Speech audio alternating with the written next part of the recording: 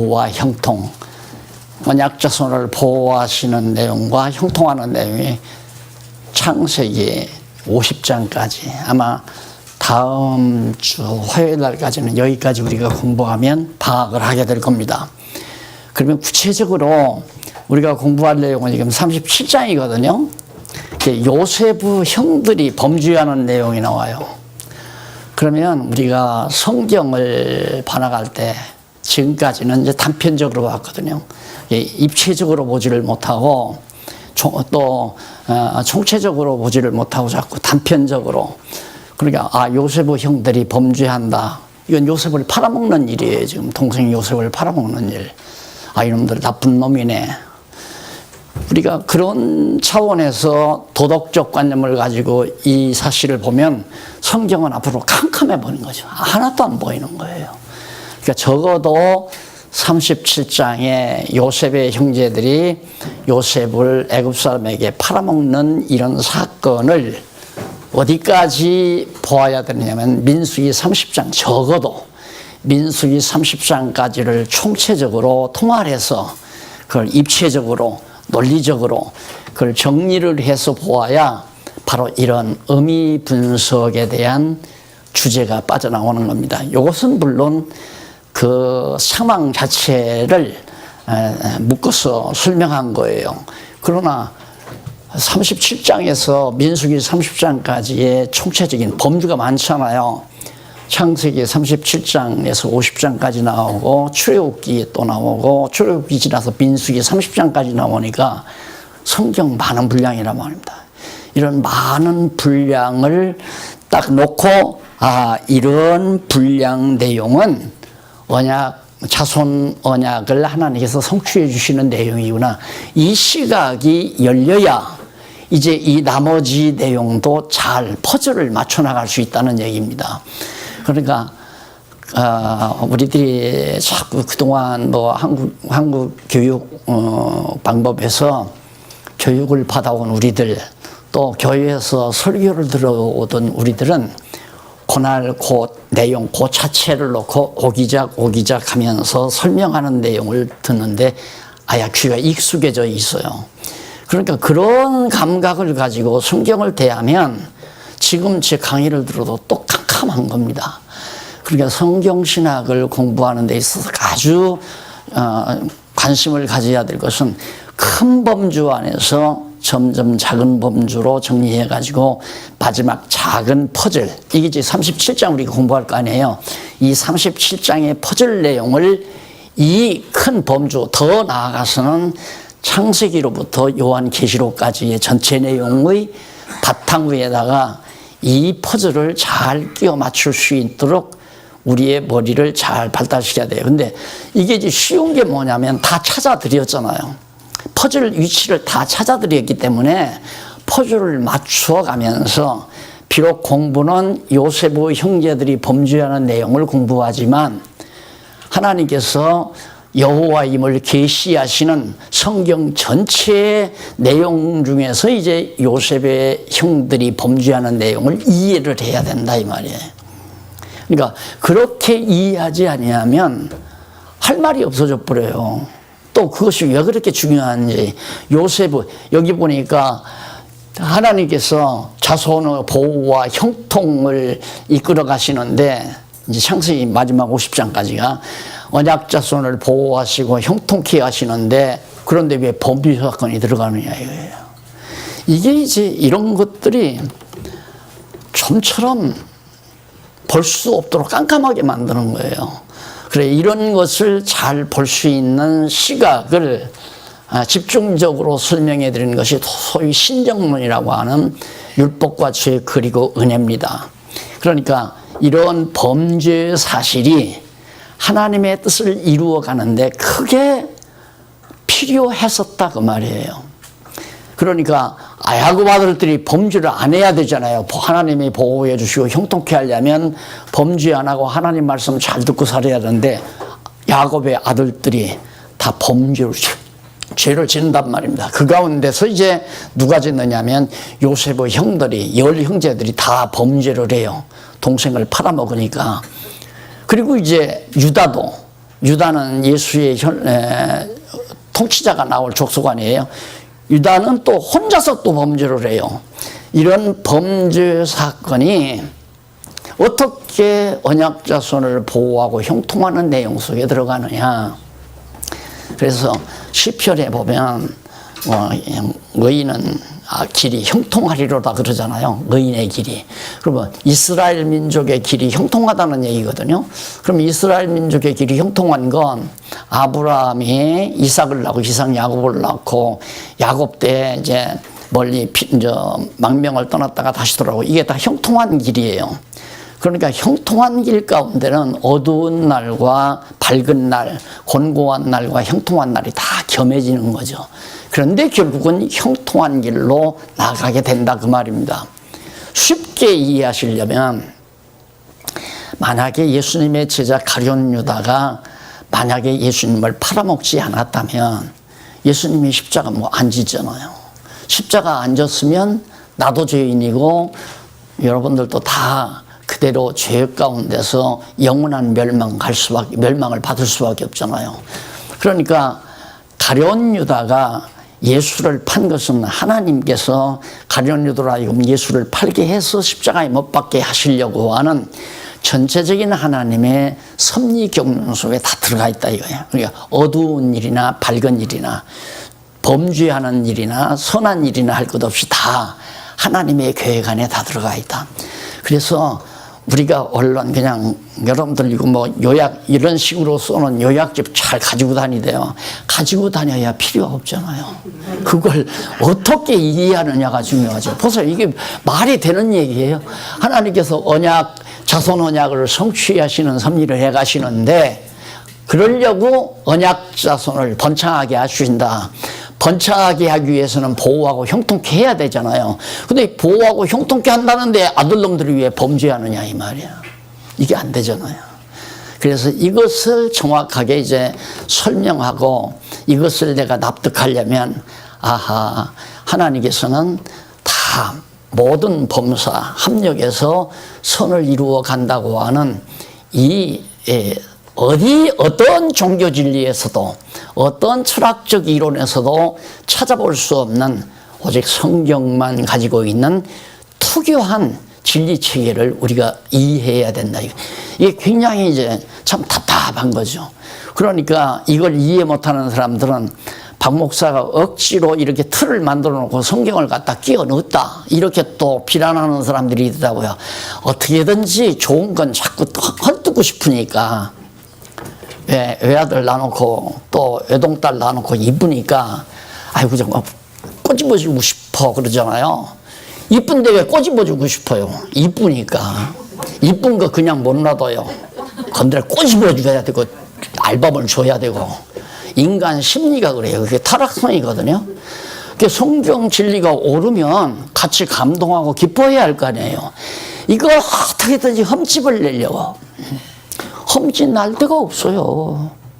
그래서 이미 이렇게 교재를 다 써서 밝혀드리기 때문에 부지런히 읽으면 되는데 읽어도 이런 제가 지금 말씀드리는 이런 내용들은 자꾸 생각에서 벌어지는 거거든요. 근데 중요한 건 지금 내가 말한 게 이게 중요하다 이 말이에요. 지금 오늘 요셉의 형들이 범죄하는 내용을 배우고요. 그러면 이 범죄하는 내용 배우고 여러분 형제 우애해야 됩니다. 야곱의 아들놈들은 동생을 시기해서 애굽에다가 팔아먹었습니다. 그러면 되겠습니까? 그게 형들이 할 일입니까? 그러면 안 됩니다. 요즘 뭐 사건 보니까 형놈들이 동생 다 죽이기도 하고 동생 내쫓기도 하고 그렇게 사악한 인간들이 행동을 하는데 그건 안 됩니다. 우리 그리스도를 믿는 사람들은 형제 우애하고 살아야 됩니다. 이게 설교 아니에요. 그거 설교할 수 있다면 그런 식으로 설교를 듣고 지금까지 기독교가 자리를 잡았기 때문에 이게 맥이 없어요. 맥이. 줄기가 없단 말입니다. 힘이 없어요. 그러니까 도덕적이고 윤리적일 수밖에 없죠. 그러니까 이것은 하나님께서 초등학교 때부터 교회 학교 가면 초등부에 가면 선생님이 요셉 얘기해줘요. 형들이 요셉 미워서 아버지가 요셉을 사랑하니까 형들이 미워서 팔아먹었어요. 부모님들은 절대 편애하면 안 됩니다. 아들 열 있으면 열 다 똑같이 사랑해야 되고 열둘이라도 똑같이 사랑해야 됩니다. 이렇게 편애하게 되니까 가정 불화가 생기지 않습니까? 이게 교훈이에요. 그런 것들이 설교라고 말이에요. 나도 그런 설교 듣고 자랐으니까. 그러다 보니까 성경이 조각조각 하나도 연결이 안 되는 거예요. 매번마다 교훈만 나오는 거예요. 도덕적 교훈만. 그런데 그게 아니라 요셉의 형들이 범죄케 해서 요셉으로 하여금 애굽으로 가게 하는 것은 장차 흉년 들었을 때 언약 자손들을 전부 다 구원하려고 흉년 들었을 때 이제 애굽으로 가가지고 보호를 받아서 여기 보호가 나오잖아요. 보호를 받아서 흉년 중에도 야곱의 70여 명의 후손들이 하나도 굶어 죽지 않고 다 보호받아서 여기에 이제 핵심이 있는 거죠. 그러기 위해서 요셉을 먼저 보냈다. 그 말에 요셉을 팔아 보냈다. 가서 요셉은 고난을 당하죠. 물론 예수님도 마찬가지 아니에요. 예수님을 하나님이 보내서 이 세상에 왜? 우리를 위해서 대신 십자가에 못 박혀 죽으시기 위해서. 왜 그렇게 고난당하게 했어요? 우리로 하여금 죄 아래서 죽지 않고 구원을 얻게 하시려고. 그런 하나의 모형이죠. 이런 것들도. 그러니까 그냥 여러분들에게 내가 써드린 교재대로 개론에 있는 거 개괄적으로 이해하려면 이렇게 이해하시면 되고 더 자세히 이해하시려면 이제 강론집 그대로 보고 앞뒤 맞춰가면서 적어도 더 올라가고 싶어요. 내가 키가 작아서 저 위에 못 서서 그러지. 어디까지? 제 성경 강론 거기 여호와 계시 거기까지 올라가고 싶어요. 여호와 계시. 그러니까 신구약 성경 전체가 여호와를 계시하려고 하기 때문에 여호와를 계시하는데 요셉을 갖다가 요셉의 형들이 범죄하는 내용이 여호와 계시에 무슨 필요가 있느냐 이 말이에요. 이걸 이해해야 된다 그 말이거든요. 궁극적으로는 여호와께서 당신이 여호와이심을 계시하시려는데 왜 야곱의 아들들 즉 요셉의 형들이 범죄를 해야 되느냐. 그냥 여호와 계시하면 되지. 이제 그에 대한 해답을 하려면 이제 일로로 올라가야 되고 그 다음 올라가야 되고 더 올라가야 되고 그 다음 장에서 편으로 가야 되고 편에서 권으로 가야 되고 권에서 성경 강론으로 가야 되고 그러면 저 위에 가서 이렇게 여호와를 계시하시려고 요셉의 형들이 범죄하도록 하셨구나 하나님께서 그 말이에요.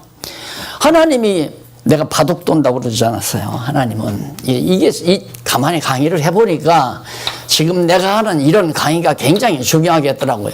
이 바둑판 아니에요, 바둑판.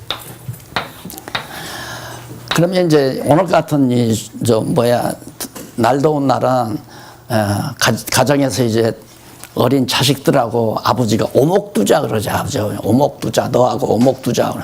아버지는 다 안다 이 말입니다. 오목을 어떻게 하면 오목이 먼저 만나. 미리 여기다 딱 놓고 그 다음 여기다 딱 놓고 그러면 아들 놈은 어디다 놓을 줄 모르죠. 놓을 줄 모르니까 여기다 놓고 저도 맞추려고. 그러다 보면 아버지한테 항상 오목에서 치잖아요. 하나님께서는 이 우주와 만물을 창조해 놓으시고 역사를 섭리해 가실 때 미리 필요한 바둑알을 놓듯이 다 준비를 해놔요.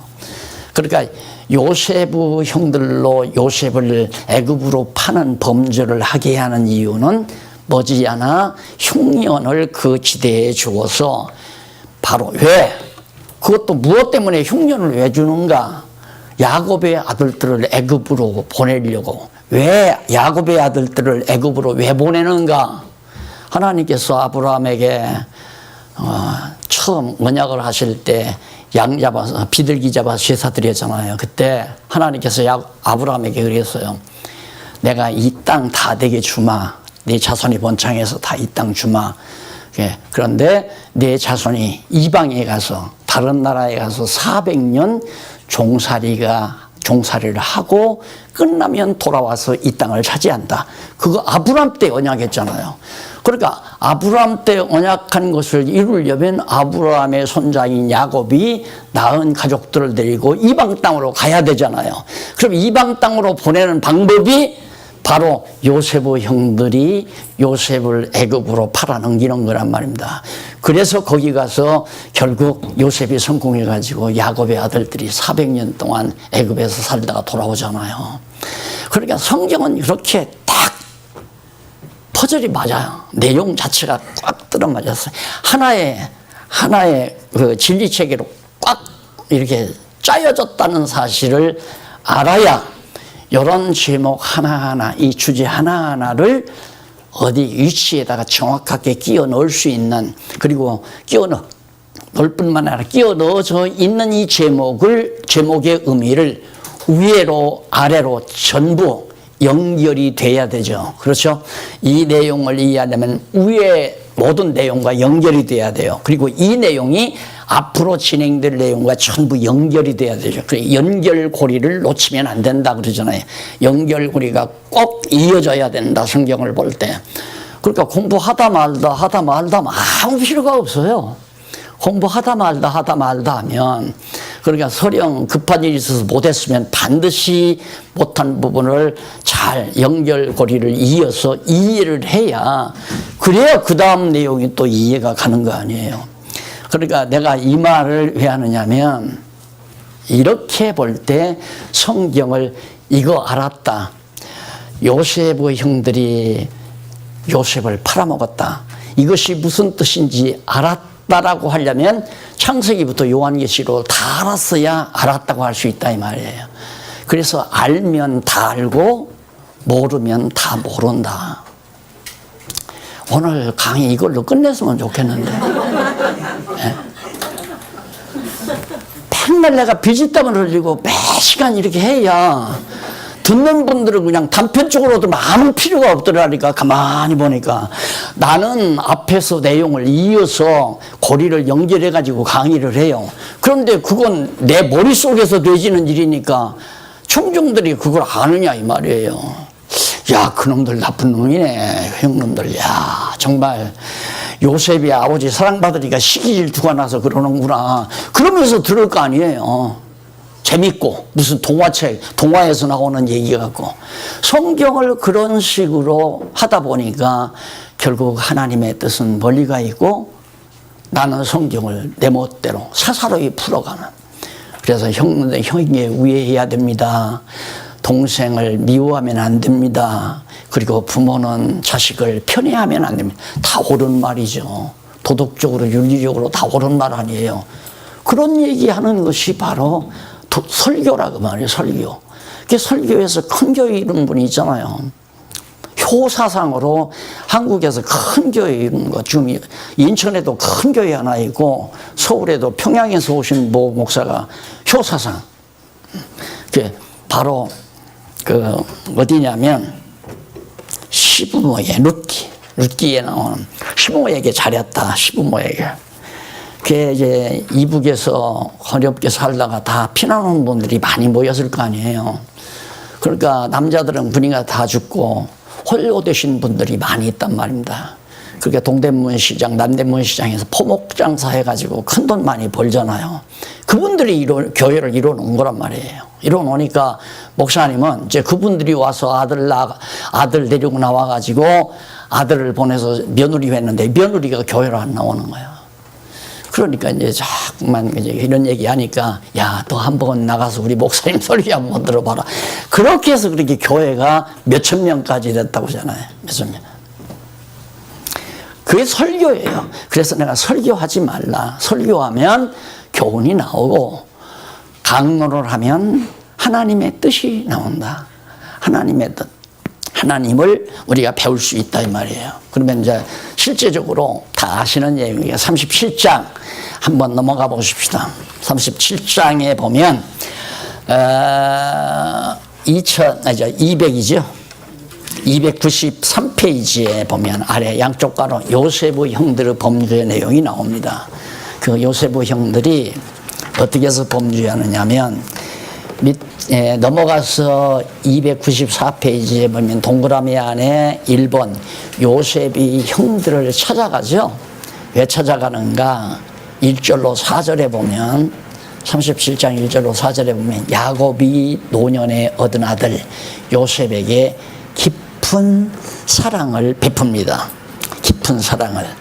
자, 그러면 지난번에도 우리가 배웠지만은 야곱이 외삼촌의 집에 가서 살면서 큰딸 레아를 쏘아가지고 얻었잖아요. 쏘았지만 어쨌든 자기 아내로 첫 아내로 맞아들였으니까 우리 도덕적 감정으로는 그냥 살아야 돼요. 어쩔 거예요. 안 그러면 이혼 소송을 하든가. 그런데 야곱이 부득불 라헬을 데리고 살겠다 이거예요. 그러니까 외삼촌이 줬잖아요. 이것부터도 우리 감정에는 부도덕한 일이죠. 어떻게 남매를 다 데리고 사냐. 이건 우리 풍습에서는 이거 용납이 도저히 안 되는 겁니다. 아마 박 목사가 그랬다면 당장 업어내릴걸요? 삼태기로 답아내니까 내깐 놈이 무슨 놈의 목사냐 해가지고. 그런데 라헬이 레아가 아니고 라헬이 아기를 못 낳다가 늑막에 요셉을 낳았잖아요. 근데 요셉이 너무 귀엽고 사랑스러우니까 늦게 낳았으니까 야곱이 사랑할 수밖에 없잖아요. 그래서 요셉은 그냥 집에서 데리고 있었어요. 들로 안 내보내고 양치는 곳으로 목장으로 보내지를 않고 야곱이 자기 품 안에다 데리고 살았단 말입니다. 그리고 얼마나 다른 형제들이 밉겠어요. 오늘같이 이렇게 아주 불볕더위 같은 날 땀이 날 때마다 에이씨 이랬을 거 아니에요. 안 그래요? 아버지 밉다 이거야. 왜 요셉은 그런데 요셉이 하루는 또 오는 거예요. 왜? 아버지가 궁금하잖아요. 다른 아들도 뭐 사랑 안 하는 건 아니니까 이놈들이 양무리를 잘 먹이는지 병원 들지 않았는지 맹수에 물리지는 않았는지 궁금하니까 또 가서 형들 문안하고 와라. 안부를 알아가지고 와라. 그래서 뭐 좀 만들어가지고 들려서 보냈단 말입니다. 요셉이 이제 형들 있는 곳에 양치는 곳에 이제 점점 다가섰는데 저 산모롱에서 딱 어린아이 하나가 나타났는데 보니까 형들이 보니까 야! 저 요셉 아니냐? 저 꿈쟁이 요셉이 온다. 꿈이 또 이게 또 꿈을 잘 꿔요 요셉이. 꿈을 꾸는데 뭐 벼이삭이 다 근데 많은 벼이삭들이 자기한테 절을 하더라나 자기 이삭에게 또 해와 달과 별들이 다 자기한테 절을 하더래. 이런 꿈을 꾸니까 어머니 아버지가 야 저는 심상치 않은 놈이다 이렇게 생각하고 있는데 그렇게 미운 꿈까지 꾸니까 얼마나 미웠겠어요. 그 형들이 이제 야 맞다 요셉이다 저 먹으러 오고 있다 그래서 궁리를 한 거예요. 저거 죽이면 어떡하냐 어쩌냐 야 죽이자 막 이런 식으로 이제 막 얘기를 하면서 요셉이 오니까 서로 의논하니까 한쪽에서는 반대하는 사람들 죽이지 말고 그냥 가둬놓자. 그래서 웅덩이에다가 빈 웅덩이가 있는데 웅덩이에다가 요셉을 가둬놨어요. 근데 저쪽 건너편으로 사람 노예를 사다가 파는 그런 사람 장사들이 지나가니까 야 그러지 말고 얼마나 좋으냐 요셉 팔아가지고 돈도 받고 수입도 잡자. 야 그거 좋은 생각이다 해가지고 요셉을 팔아버린 거예요. 웅덩이에서 꺼내가지고. 그래가지고 아버지한테는 뭐라고 할 거냐. 야 그거 뭐 걱정하지 말아라. 그냥 양 한 마리 잡아서 피 흘리면 요셉에 벗겨놓은 옷이 있으니까 거기다가 양 피 묻혀가지고 이거 들고 와서 아버지한테 요셉이 우리한테 오다가 맹수한테 물어 죽었는가 보다 하고 변명하면 될 거 아니냐. 그 짓을 했단 말입니다. 얼마나 인간적으로 얼마나 정말 고약한 놈의 범죄 행위입니까? 근데 하나님이 이런 일을 통해서 하나님의 일을 한다? 우리들이 감정이 이해가 안 되는 거예요. 그래서 서구 사람들 머릿속에서는 성경을 알 수 없게 돼 있어요. 서구 사람들이 그걸 용납할 리가 없거든요.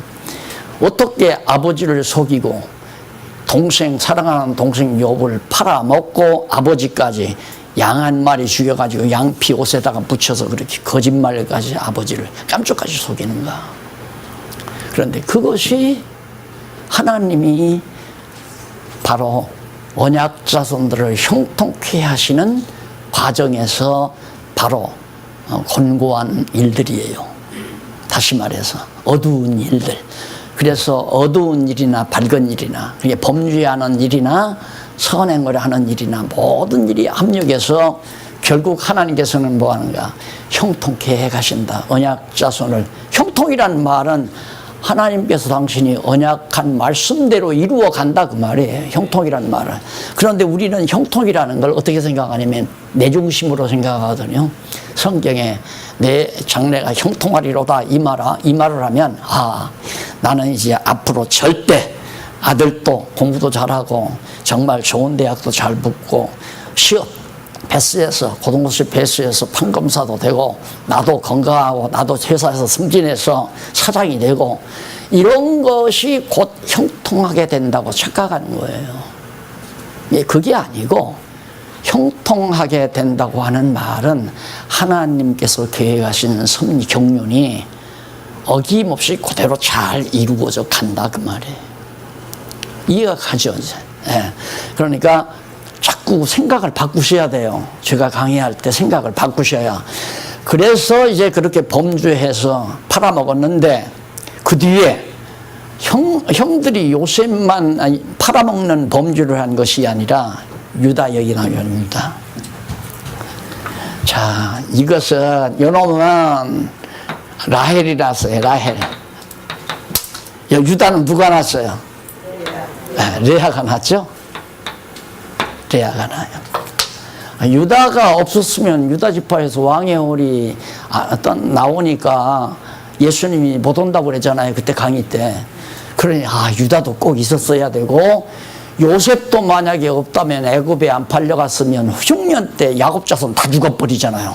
그러면 자손이 번창할 수가 없죠. 그렇죠. 다 죽어버리니까 굶어서 죽으니까. 요셉도 있어야 되고 유다도 있어야 되겠구나. 그러면 야곱이 장가를 라헬만 얻고 레아만 얻고 라헬 안 얻어도 되겠어요? 네. 우리 감정에 그것은 첩을 얻는 아내를 둘을 얻는 그런 범죄이니까 얻어서는 안 되는 일이지만 하나님께서 해가시는 일에는 라헬도 레아도 아내로 맞아들여야 라헬에게서 요셉이 나오고 레아에게서 유다가 나와주잖아요. 그런데 범죄도 또 요셉은 팔리고 피해자고 야곱은 또 피해를 주는 자고 피해를 당하는 자고 피해자. 야곱은 피해를 받는 자고 유다는 피해를 주는 자가 돼요. 혼자서 자기 혼자 범죄를 해요. 어떤 범죄를 하느냐면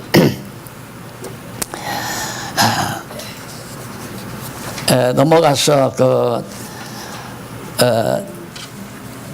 97페이지에 나오죠. 동그라미 안에 2번 요셉이 애굽에 팔려가는 장면까지 거기 다 나왔고요. 이제 설명한 내용에 다 나온 얘기들입니다. 그 다음 넘어가서 38장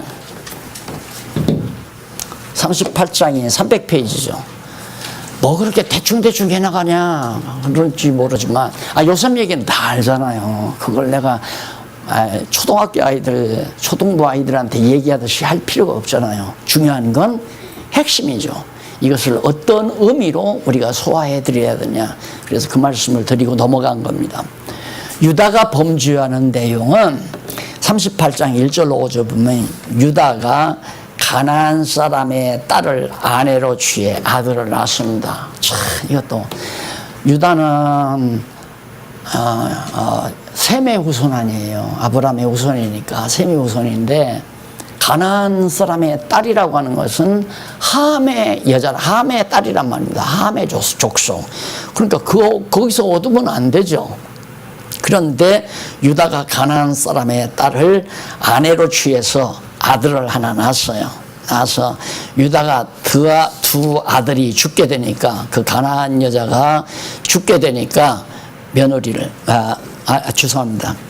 유다가 가나안 사람의 딸을 아내로 취해 아들을 낳고 두 아들을 장가를 보내는데 두 아들이 죽었어요. 죽어가지고 결국 그 며느리들을 다 자기 친정으로 돌려보냈단 말입니다. 그래서 거기 보면 11절에 보면 유다가 며느리 다말에게 이르되 수절하고 네 아비 집에 있어서 내 아들 셀라가 장성하기를 기다리라 하니 셀라도 그 그 형들같이 죽을까 염려함이라. 다말이 가서 그 아비 집에 거하니라. 그러니까 형을 장가 보냈는데 형이 아들이 죽어버리잖아요. 그러니까 아들이 죽으면 유대인 그들의 풍습에는 이제 큰아들이 죽으면 둘째 아들이 큰아들의 아내하고 대를 이어야 되거든요. 그러니까 큰아들이 죽었으니까 작은아들 줘야 되잖아요. 그러니까 유다가 가만히 생각하니까 이거 잘못했다가는 또 둘째 아들까지 죽게 생겼으니까 아직 둘째가 어리니까 둘째 아들이 크기까지도 친정 가서 기다려라 하고 돌려보냈단 말입니다. 그래가지고 38장 12절로 30절에 보면 302페이지 12절에서 30절까지 보면 유다가 다말과 범죄를 합니다. 그래서 12절로 19절에 유다는 아내가 죽은 후에 변장한 며느리 다말을 범하는 내용이에요. 유다도 살다 보니까 자기 아내가 죽었어요. 아내가 죽었는데 어느 날 이제 자기 농장에 곡식을 거두는 때가 있었단 말입니다. 그래서 그걸 살피기 위해서 이제 농장으로 가다가 길거리에서 있는 여인 하나를 발견했어요. 거리 여인인 줄 알았죠. 변장을 하고. 그게 누구냐면 바로 며느리였어요. 며느리가 1년을 기다려도 시아버지가 오라고도 안 하고 2년을 기다려도 오라고도 안 하니까 내가 쏘갔구나 싶어가지고 며느리가 변장을 했어요. 변장을 하고 길거리에 유다가 이제 자기 시아버지 유다가 농장에 간다는 소문을 듣고 길거리에 기다렸다가 유혹을 했어요. 그 유혹의 이 영감이 넘어가 버리고 말았단 말입니다. 유다가. 성경에 별 얘기가 다 있어요. 그러니 지금 이스라엘에서 온 분 보니까 이런 일들을 성경에서 유대인들이 다 빼느라고, 이런 추악한 일들을 성경에서 다 빼내려고, 그러니까 성경을 도덕적으로 윤리적으로 각색을 하려고 하는 거죠. 하나님께서는 그런 유다를 그런 함정 속에 빠뜨리는 거예요. 그래서 그 유다가 그 며느리 다말에게서 유다가 그 며느리 다말을 유혹을 했는데, 유혹을 하고 나서 서로 범하고 나서 약조물로 도장하고 끈하고 지팡이하고 그걸 여인에게 주었어요. 줘가지고 이제 가서 내가 목장에 가서 양 몇 마리를 가져다가 줄 거니까 그때 그 보증물 도장하고 끈하고 지팡이하고 돌려달라 약속을 하고 갔단 말입니다. 가가지고 사람을 보내서 양을 데리고 양을 주어가지고 사람을 보내가지고 끈하고 도장하고 지팡이하고 찾으려니까 없는 거예요. 그런 여자를 찾을 수가 없는 거예요. 그렇게 찾을 수가 없는데 나중에 소문이 들려오기를, 어떤 소문이 들려오느냐면 유다의 며느리 다말이 아이를 가졌단다 이러니까 유다가 얼마나 괘씸해요. 가서 친정에 가서 잘 조순하게 기다리라고 있으라니까 그때를 못 참아가지고 우리 못된 짓 하고서 아기를 가져. 그래가지고 당장 붙들어오라고. 그게 다말을 데리다가 유다가 어찌된 일이냐, 누구 새끼냐 이 말. 내 뱃속에 누구 아이가 지금 꿈틀거리느냐. 그러니까 다말이 있다가 이 물건의 소유주입니다 하고서 딱 끈하고 도장하고 지팡이하고 딱 꺼내잖아요. 그러니까 유다가 자기 자식이 바로 며느리 뱃속에서 자라나는 거예요. 그래서 그렇게 난 자가 어디에 나오냐, 마태복음 1장 1절 이하에 나와요. 예수님의 족보에 나와요. 그것도 그냥 유다가 다말에게서 베레스를 낳고 이러지 말고 그냥 유다가 베레스를 낳고 그러면 되잖아요. 근데 꼭 거기다가 다말을 끼워 넣어요. 다말에게서 부정한 방법으로.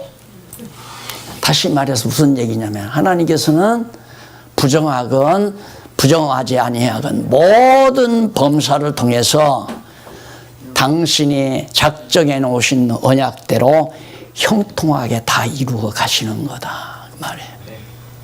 왜? 바울의 말을 빌리자면 인간의 입으로 하여금 뻥끗하지 말라고. 아무 소리 못하게, 말 못하게 하려고, 자랑하지 못하게 하려고. 만약에 유다가 다말에게서 낳지 아니하고 자기 아내에게서 건전한 방법으로 정말 예수의 족보의 인물을 낳았다면, 봐라, 나는 그렇게 여호와 하나님 경외하면서 건강하게 건전하게 살았기 때문에 내 후손에게서 그런 위대한 예수라는 인물이 태어났다. 누구 자랑이에요? 자기 자랑 아니에요? 그러니까 성경을 보면 아무리 내가 봐도 사람을 자랑해서는 안 되게끔 돼 있어요. 인간을 자랑해서는. 그런데 인간은 끝없이 인간을 자랑하고 인간을 내세우고 자기 스스로도 자기를 내세우고 자기를 자랑하려고 하고, 그리고 추앙받으려고 하고 존경받으려고 하고, 그것 때문에 세상이 다 어지러워지는 거 아니겠어요? 하나님은 다 그걸 못하게 만드는데. 그게 지난번 제가 말씀드렸나요? 하도 답답해서 이제 방학도 가까이 오고 그래서 우리 목사님들 공부하다가 또 다 이제 공부는 끝났거든요. 종강 파티만 하면 돼요. 다음번에 가서는. 그래서 내가 이 양반들 또 박수 칠 거다 그러고, 회장 목사님 하나 부탁합시다. 제발 사람 앞에 놓고 그 병신 만들지 말라고.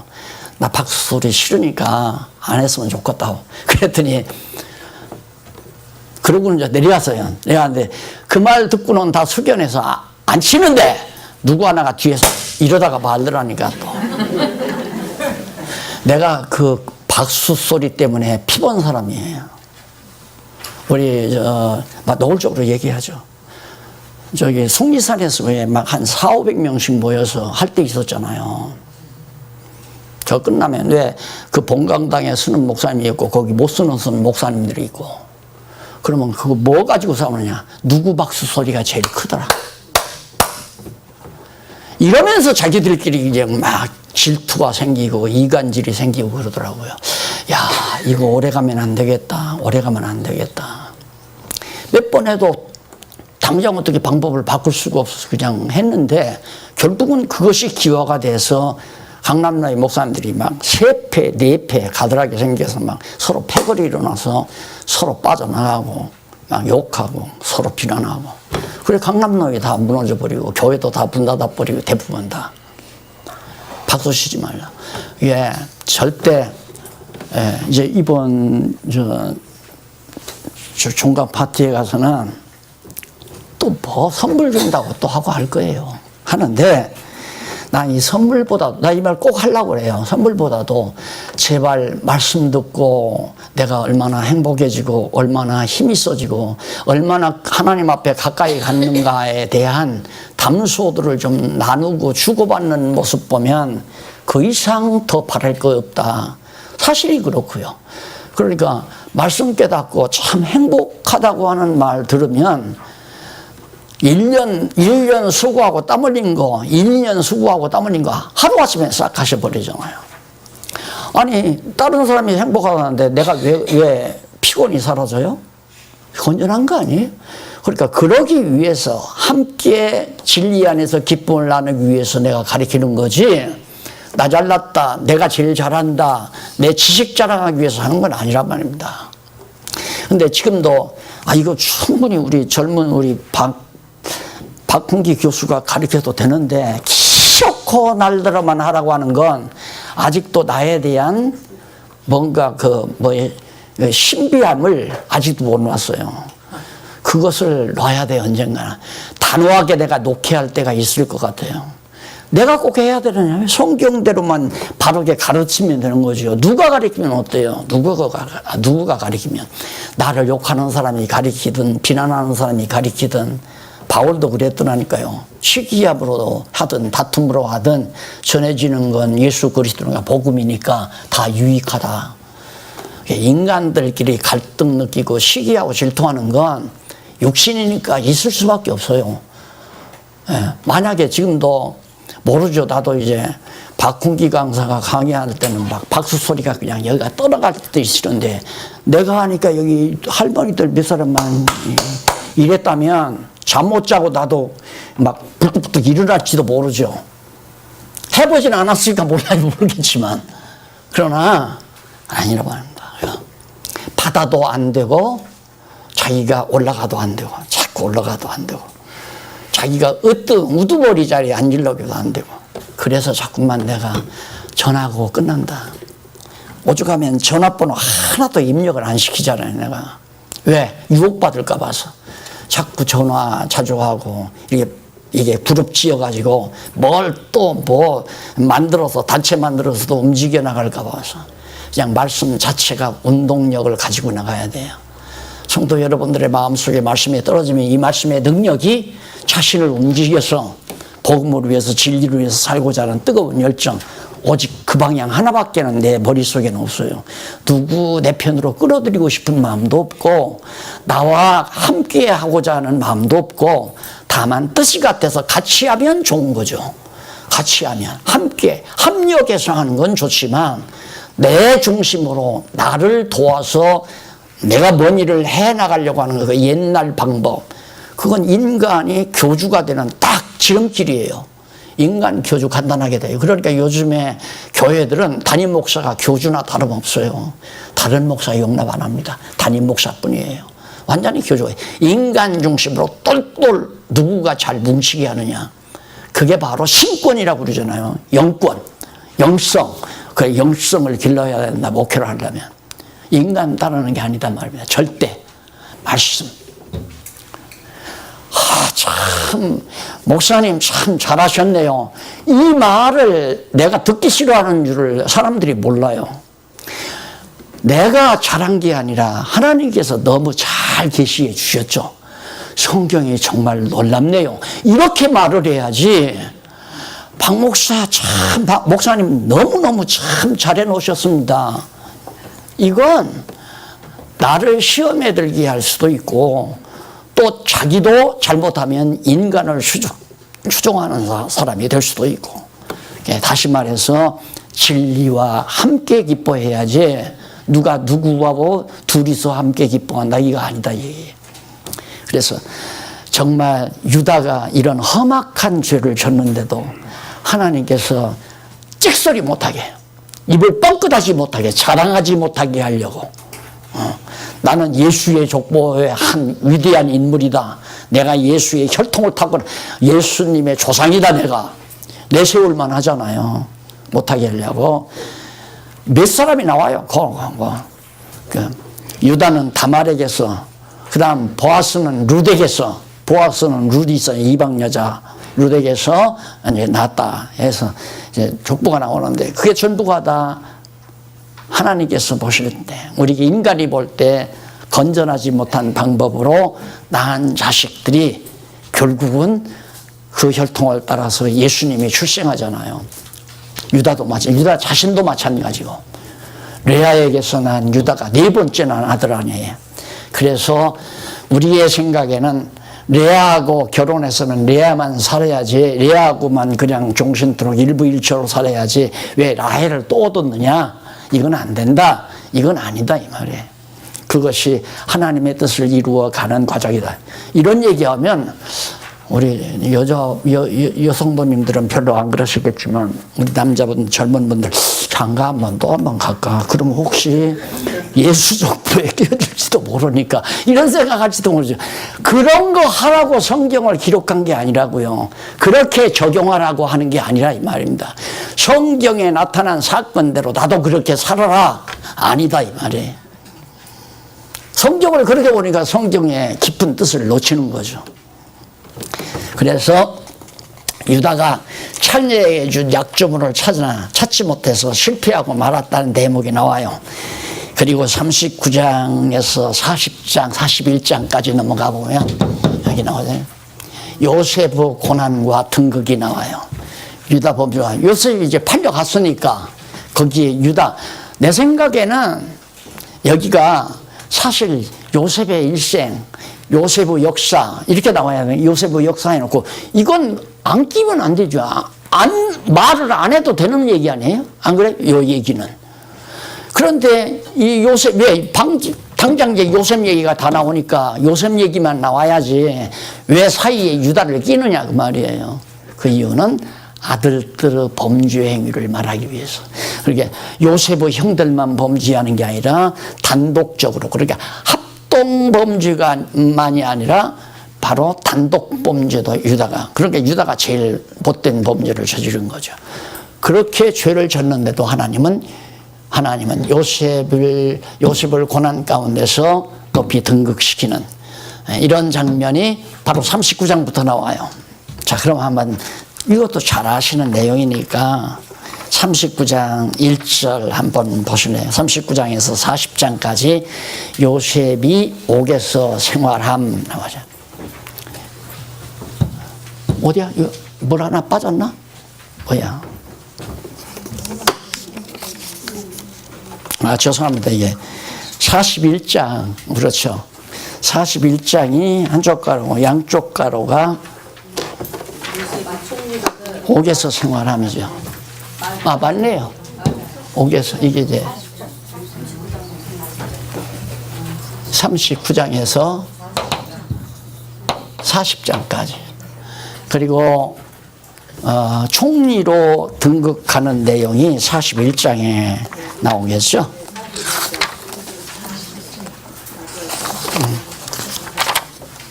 네. 요셉이 총리로 등극하는 내용. 총리로 41장. 네. 자, 그럼 조금만 한번 보시고요. 요셉이 옥에서 생활하게 된 동기가, 요셉이 이제 팔려가잖아요. 팔려가가지고, 주인에게 모든 것을 위임을 받습니다. 보니까 주인이 보니까 똑똑하게 생겼고 잘생겼단 말입니다. 그러니까 주인이 집사격으로 채택을 해서 완전히 모든 살림을 다 맡기다시피, 열쇠까지 다 맡기다시피, 요셉이 그래가지고 정말 살림을 잘 해나갔어요. 그러니까 그 집에 복이 자꾸 또 내리는 거예요. 막 잘 되는 거예요. 자꾸 그 가정이. 그런데 하루는 그 주인 마누라가 요셉이 너무 잘생기고 미남으로 생겼으니까 유혹을 했어요. 요셉이 이제 볼 일이 있어서 안으로 들어갔는데 그만 요셉의 옷을, 겉옷을 딱 걷어잡고 자꾸 유혹을 하니까 요셉이 그걸 거역하기 위해서 옷을 벗어 던지고 도망쳐 나왔단 말입니다. 잘했잖아요, 요셉이. 그렇게 했는데 39장 19절로 23절에 보니까 요셉이 아내의 거짓에 속은 주인에 의해서 투옥을 당합니다. 어떻게 해서 투옥당하냐면 남편이 이제 출근했다가 돌아왔어요. 돌아왔는데 먼저 선수를 치는 거예요. 여보, 저놈 저 요셉이라는 놈 아주 못된 놈이라고. 저놈이 대낮에 나한테 와서 겁탈하려고 하는 거 내가 붙들어서 막 하려고 하는데 옷을 벗어 던지고 나갔다고 보라고. 지금 요셉의 옷을 내가 이렇게 보관해 놨다고. 그러니까 남자들이 좀 미네요. 그게 쏘가 넘어간 거야. 그러니까 그 착한 요셉을 갖다가 감옥에 투옥시켜버리고 말았어요. 그래서 옥중 생활을 하게. 이것이 억울한 거죠. 그러면 억울한 일을 누가 당하게 합니까? 아내가 잘못해서, 그 총리의 아내가 잘못해서 억울하게 당했죠. 그렇게 보면 성경을 못 보는 사람이라 이 말이에요.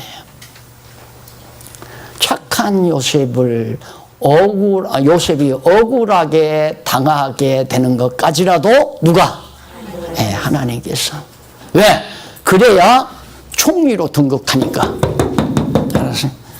고개 끄덕끄덕 했으면 됐어요. 이제 차 마시면 돼요.